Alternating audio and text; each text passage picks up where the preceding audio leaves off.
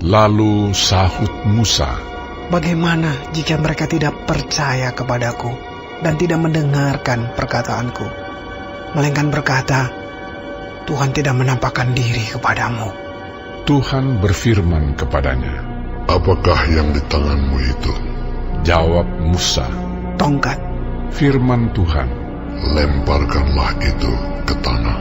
dan ketika dilemparkannya ke tanah, maka tongkat itu menjadi ular, sehingga Musa lari meninggalkannya. Tetapi firman Tuhan kepada Musa, "Ulurkanlah tanganmu dan peganglah ekornya." Musa mengulurkan tangannya, ditangkapnya ular itu, lalu menjadi tongkat di tangannya. Supaya mereka percaya bahwa Tuhan, Allah nenek moyang mereka, Allah Abraham, Allah Ishak, dan Allah Yakub, telah menampakkan diri kepadamu. Lagi firman Tuhan kepadanya, "Masukkanlah tanganmu ke dalam bajumu." Dimasukkannya tangannya ke dalam bajunya, dan setelah ditariknya keluar, maka tangannya kena kusta putih seperti salju. Sesudah itu firman-Nya, "Masukkanlah tanganmu kembali ke dalam bajumu."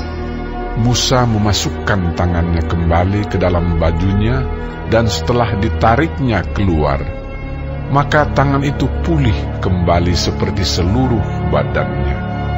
Jika mereka tidak percaya kepadamu dan tidak mengindahkan tanda mukjizat yang pertama, maka mereka akan percaya kepada tanda mukjizat yang kedua.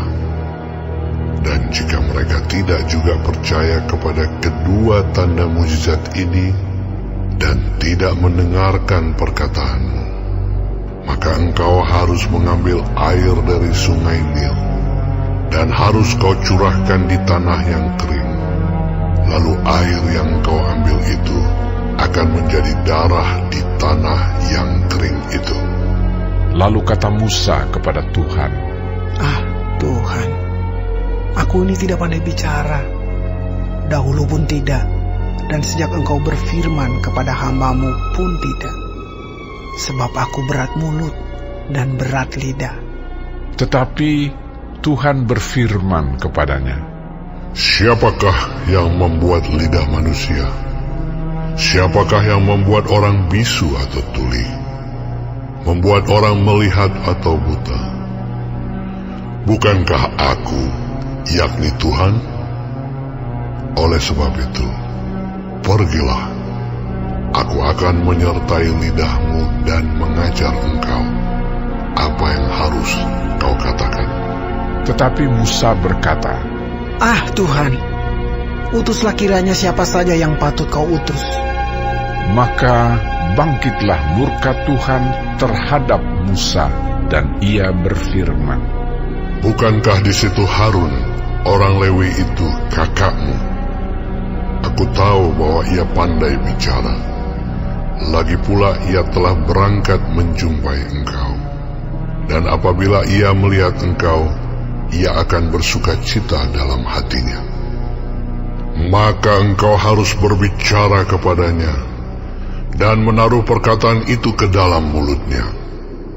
Aku akan menyertai lidahmu dan lidahnya, dan mengajarkan kepada kamu apa yang harus kamu lakukan. Ia harus berbicara bagimu kepada bangsa itu. Dengan demikian ia akan menjadi penyambung lidahmu, dan engkau akan menjadi seperti Allah baginya. Dan bawalah tongkat ini di tanganmu, yang harus kau pakai untuk membuat tanda-tanda mukjizat." Lalu Musa kembali kepada mertuanya Yitro serta berkata kepadanya, "Izinkanlah kiranya aku kembali kepada saudara-saudaraku yang ada di Mesir, untuk melihat apakah mereka masih hidup." Yitro berkata kepada Musa, "Pergilah dengan selamat." Adapun Tuhan sudah berfirman kepada Musa di Midian, "Kembalilah ke Mesir, sebab semua orang yang ingin mencabut nyawamu telah mati." Kemudian Musa mengajak istri dan anak-anaknya lelaki, lalu menaikkan mereka ke atas keledai, dan ia kembali ke tanah Mesir, dan tongkat Allah itu dipegangnya di tangannya. Firman Tuhan kepada Musa, pada waktu engkau hendak kembali ini ke Mesir, ingatlah, supaya segala mujizat yang telah kuserahkan ke dalam tanganmu, kau perbuat di depan Firaun. Tetapi aku akan mengeraskan hatinya, sehingga ia tidak membiarkan bangsa itu pergi. Maka engkau harus berkata kepada Firaun, beginilah firman Tuhan, Israel ialah anakku, anakku yang sulung. Sebab itu aku berfirman kepadamu, biarkanlah anakku itu pergi, supaya ia beribadah kepadaku. Tetapi jika engkau menolak membiarkannya pergi, maka aku akan membunuh anakmu, anakmu yang sulung. Tetapi di tengah jalan, di suatu tempat bermalam, Tuhan bertemu dengan Musa dan berikhtiar untuk membunuhnya.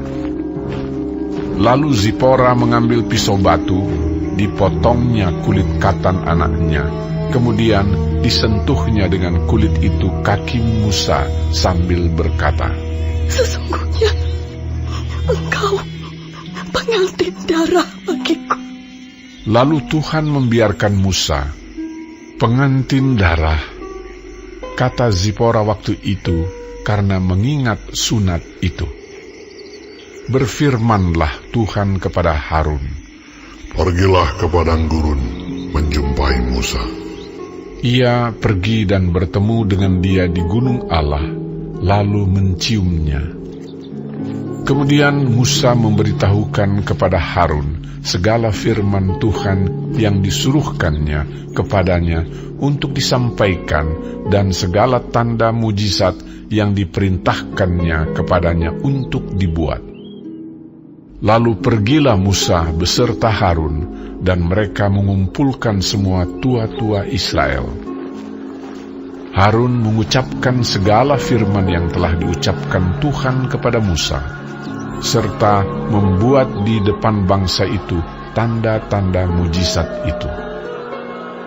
Lalu percayalah bangsa itu, dan ketika mereka mendengar bahwa Tuhan telah mengindahkan orang Israel dan telah melihat kesengsaraan mereka, maka berlututlah mereka dan sujud menyembah.